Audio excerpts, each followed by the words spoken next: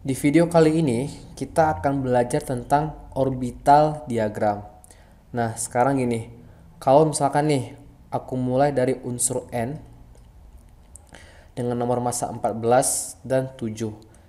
Di video sebelumnya kita kan udah belajar nih mengenai bagaimana cara menyusun konfigurasi elektron.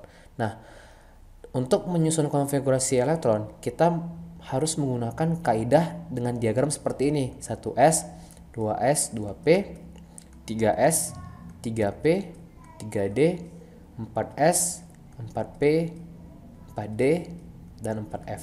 Kan gitu ya. Nah, berarti karena N ini, nitrogen ini dia netral, maka kalau kita bikin konfigurasi elektronnya, maka karena di sini netral, maka jumlah elektronnya itu ada 7, ya kan, karena netral. Dan konfigurasi elektronnya akan menjadi 1s2, 2s2, dan 2p3. Nah, di sini kita kan tadi akan belajar mengenai orbital diagram kayak gitu. Di sini kita punya 3 orbital. Ada orbital 1s, 2s, dan 2p. Gimana buatnya? Nah, yang perlu kalian tahu bahwa dari 1s hingga 4s, 1s merupakan kondisi pada energi, tingkatan energi yang terendah. Maka kalau kita bikin 1s itu di sini ya diagramnya, ini orbitalnya gitu. Kemudian di atasnya baru masuk ke tingkatan kulit yang kedua. Ya, berarti di sini adalah 2s. Nah, untuk 2p-nya ya, untuk 2p-nya itu sedikit di atas 2p dan letaknya di sebelah kanan kayak gini. Nah, 2p gini. Inilah orbital diagramnya. Oke. Sekarang bagaimana cara kita menyusun elektronnya? Karena orbital itu adalah tempat di mana elektron. Nah, sebelum kita menyusun elektron, kita harus tahu bahwa elektron disusun dengan arah kalau nggak ke atas ataupun ke bawah. Di mana satu kotak orbital itu harus terisi sepasang elektron. Arah elektron yang ke atas seperti ini dan ke bawah seperti ini kita sebut dengan arah spin elektron. Oke. Nah, karena 1s ya, kita tahu bahwa orbital S itu maksimal terisi 2 elektron. Di konfigurasi di sini kita udah mengisi 2 elektron 1s2, maka orbitalnya penuh. Nah, pertama kita ngisi yang arahnya ke atas, spinnya ke atas. Yang kedua kita ngisi yang spinnya ke bawah. Nah, jadi spinnya harus berlawanan arah kayak gitu. Nggak boleh spinnya tuh nyama arah kayak gini, nggak boleh ya. Dia harus berlawanan arah. Kayak gitu konsepnya. Nah, sekarang sini 2S. Nah, ini tingkatan level yang kulit kedua. Ada 2S dan 2P kayak gitu. Nah, gimana cara kita nyusun elektronnya? Ya udah, S berarti kayak gini dan seperti ini. Kan gitu. Kemudian 2P3. Nah, di sini keluar lagi aturan baru bahwa kita tuh punya 3 elektron yang harus disusun ke orbital ini. Kita tahu P itu maksimal kan 6 elektron. Sekarang terisi 3. Bagaimana cara menyusunnya? Untuk menyusun elektron, ya, kita punya 3 elektron. Pertama kita tulis dulu yang di kotak pertama, yang di bagian pertama ini elektron yang mengarah ke atas. Spinnya ke atas. Yang kedua, kita nggak boleh menempatkan elektron berada di sini yang keduanya. Untuk mengisi elektron pada orbital P, ya kita harus melakukan pengisian elektron tiap bagiannya. Kalau di sini ada 3 bagian, berarti kita harus mengisi satu lagi yang mengarah ke atas. Yang terakhir, bagian terakhir kita harus mengisi lagi satu. Jadi kita spare, nggak boleh satu bagian yang terisi penuh di luar gitu. Jadi harus sama rata semua. Yang mana spinnya mengarah ke atas. Nah, ini tidak hanya berlaku untuk orbital P, orbital D pun demikian kayak gitu. Jadi spinnya harus mengarah ke atas dulu, itu yang pertama. Yang kedua, setiap kotak harus terisi dulu kayak gitu. Usahakan ngisinya satu kotak satu gitu. Oke. Nah, Ini adalah gambaran dari orbital diagram dari nitrogen dengan nomor massa 14 dan nomor atom 17. Kayak gitu ya. Oke, sekarang aku ingin tambahin sedikit informasi. Di sini aku bisa bilang bahwa nitrogen unsur nitrogen itu bersifat paramagnetik. Paramagnetik artinya apa, Dis? Oh, dia kalau misalkan didekati oleh magnet berinteraksi secara lemah, nggak kuat. Dari mana aku tahu suatu unsur itu bersifat paramagnetik? Dari, lihat nih, elektron pada orbital terakhir, yang mana ini adalah orbital 2p kayak gitu ya. Nah, ini tidak berpasangan sama sekali. Jadi karena elektron yang ada di orbital 2p yang terakhirnya tidak berpasangan, maka kita sebutnya dengan paramagnetik kayak gini nih. Oke. Sekarang kita lanjut ke contoh soal berikutnya nih. Kita di sini latihan menggambar orbital diagram. Kalau misalkan aku punya Mg dengan nomor massa 24 dan 12. Seperti biasa untuk memudahkan kita, pertama-tama kita bikin dulu konfigurasi elektronnya. Oke. 1s2, 2s2, 2p6, ini totalnya udah 10, tinggal 3s2. 12 kan? Nah, sekarang baru kita bikin nih orbital diagramnya seperti apa kayak gitu. Pertama, tingkatan pertama 1s. Berarti dia berada pada level energi terendah.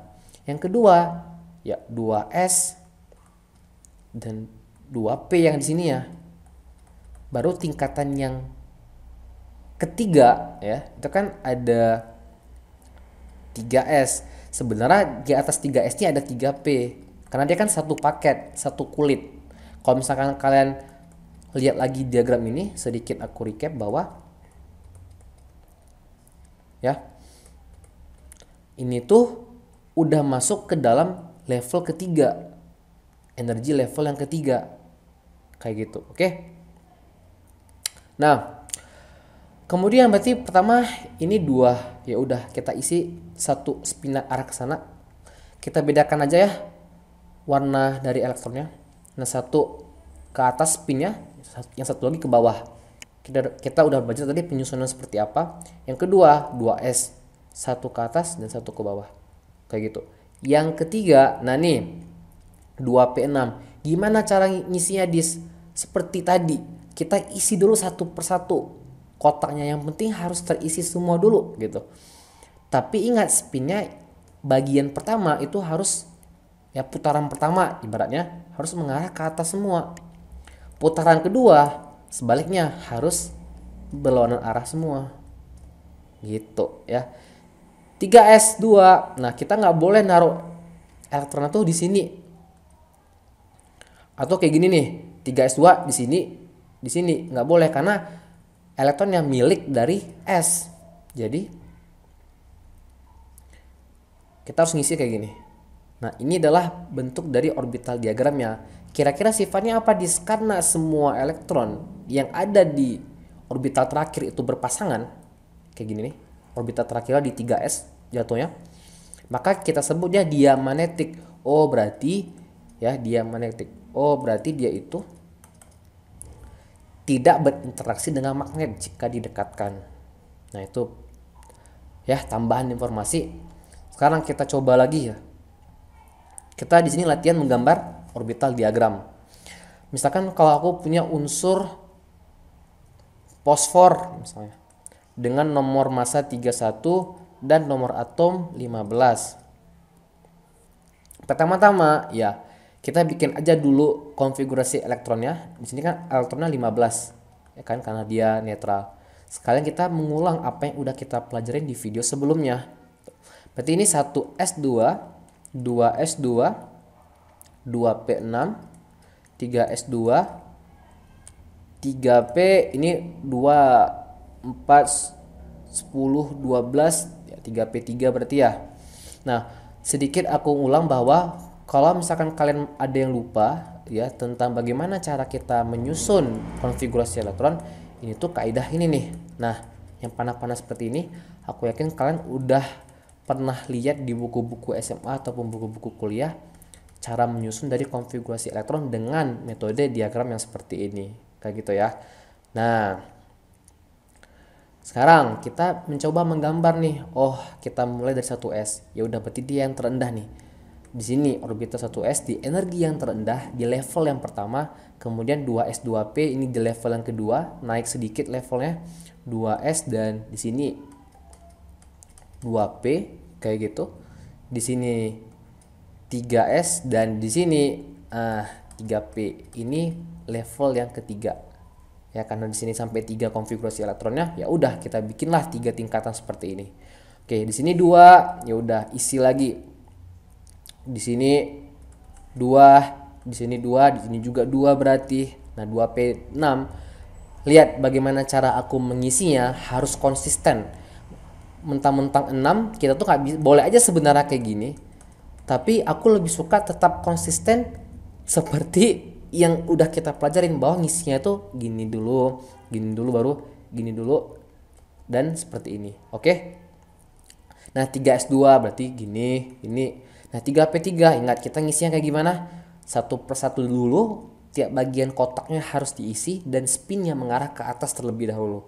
Oke, berarti di sini, dan di sini.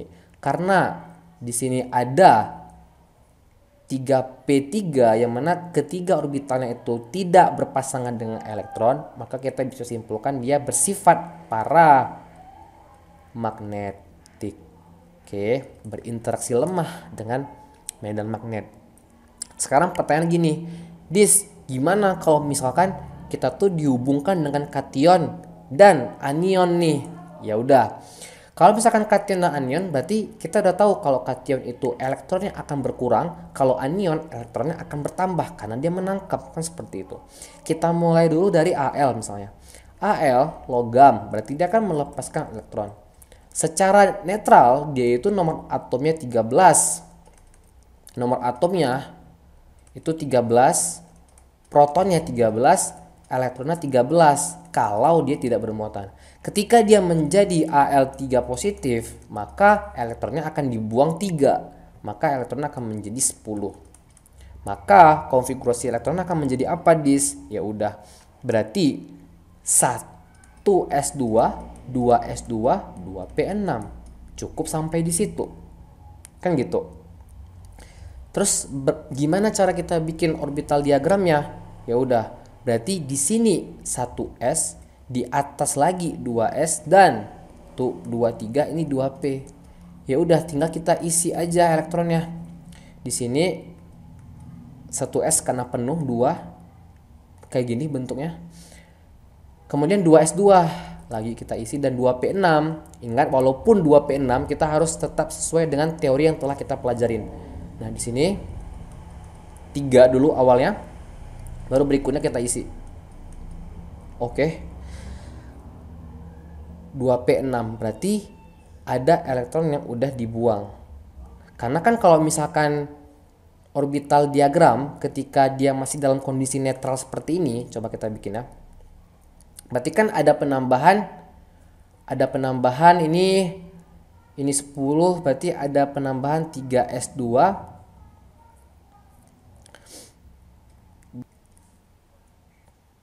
dan 3p1 kan gitu. Nah, jadi kalau misalkan kita ketemu dengan anion ataupun kation, kita kurangkan dulu elektronnya, baru kita bikin konfigurasi elektronnya berdasarkan elektron yang telah dikurang ataupun ditambah sesuai dengan apa yang dikasih oleh soal. Baru kita bikin dari konfigurasi elektron tersebut, kita bikinlah orbital diagramnya yang seperti ini. Kayak gitu ya. Oke. Sekarang kalau misalkan tadi kita udah kasih contoh soal yang kation. Kalau anion seperti apa, Dis? Oke. Anion misalkan sulfur dengan nomor massa 32 dan nomor atom 16. Sulfur itu kan biasanya S2 negatif. Berarti dia menangkap 2 elektron. Maka total elektronnya akan menjadi 18. Setelah kita buat kayak gini, baru kita susun konfigurasinya seperti apa.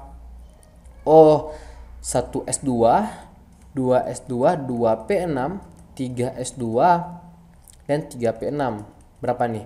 2 tambah 2, 4 tambah 6, 10. tambah 8, oke 18. Setelah itu gimana? Baru kita susun orbital diagramnya seperti apa. Di sini 1s, di sini 2s, di sini 2p, di atas lagi 3s. Karena di sini sampai 3p, ya udah kita bikin 3p di sini. Baru kita isi di sini untuk yang ini, kemudian yang ini untuk di sini. Yang ini 2p6 ya, konsisten dengan apa yang telah kita pelajarin tadi. Kita isi satu persatu dulu. Kemudian 2 dan 3p6 lagi. Nah, karena dia semua elektronnya berpasangan di orbital terakhirnya, kita sebut ini dengan dia magnetik. Oke.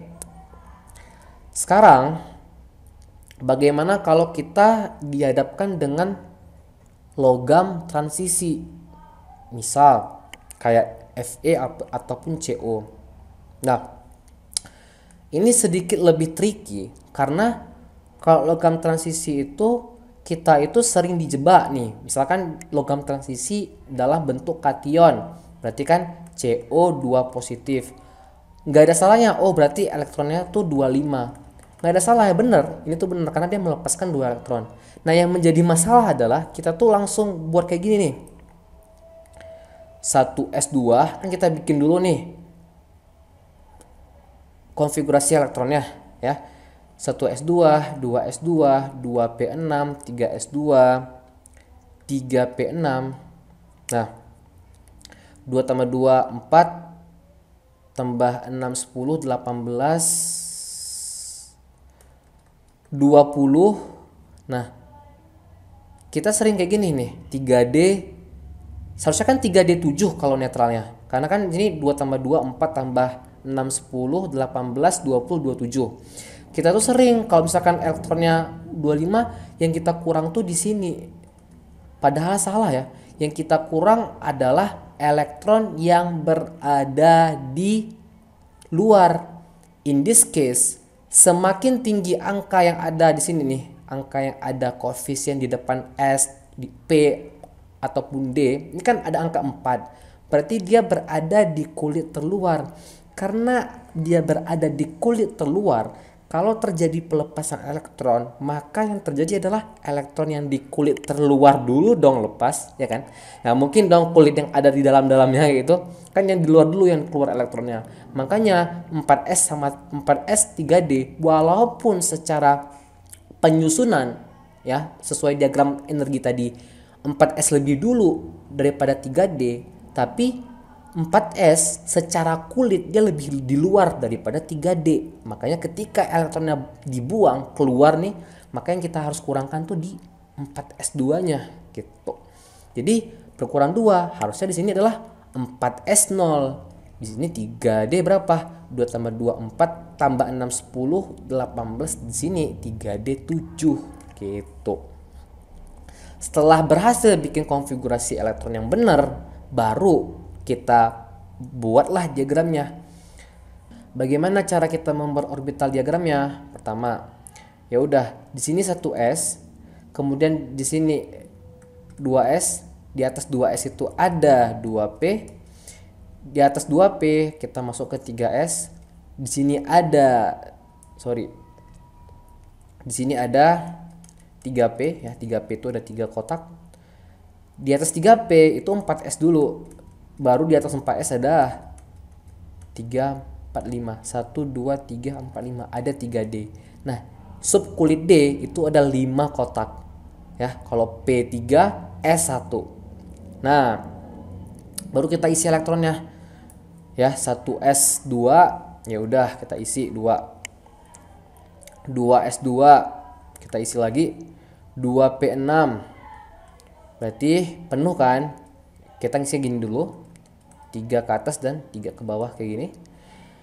3s2 kita isi lagi, 3p6 masih penuh, 4s kosong, 3d7 baru nih kita ngisinya tetap konsisten.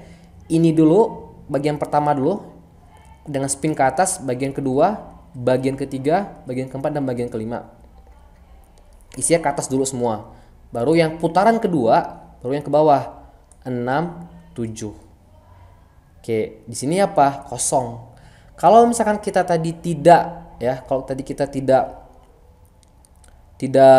melakukan konfigurasi elektron ya, menulis konfigurasi elektron yang benar, di sini kan jadi terisi. Jadi 4s2. Di sini jadi 3d5, ya kan? Di sini nih. Yang mana itu salah gitu. Yang benar itu kayak gini. Karena semua elektron di kulit terakhirnya itu terisi berpasangan semua, maksudnya, maka di sini CO bersifat dia magnet. Oke, sekian dulu untuk pembahasan kita tentang orbital diagram. Di video kali ini kita udah belajar bagaimana caranya membuat orbital diagram ya.